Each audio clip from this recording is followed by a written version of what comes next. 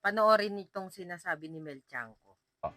Dapat tayong mga mamamayan, maintindihan natin ang nangyayari, na ito'y nangyayari sa buong mundo.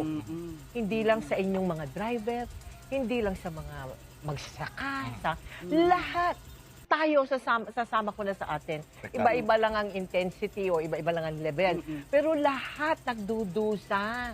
Dapat sama-sama tayong nagtutulungan. Correct. Tita. Di ba? Kasi walang mangyayari kung wala ka nang inasikaso, kundi akin. Paano hindi pwede yun? Tandaan natin, ito yung tawag na, ikaw baka alam mo, Tagalogin mo, yung tinatawag na para bang force majeure. Parang, di ba, yung wala tayong control. walang control, hindi natin kontrolado, hindi natin gusto, walang may gusto.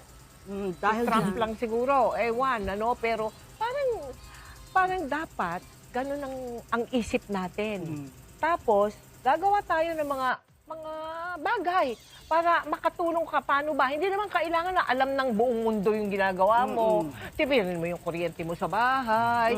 Di ba? Kung hindi ka pa rin naniniwala na ganun kaseryoso yung nangyayari ngayon, ewan ko na lang talaga sa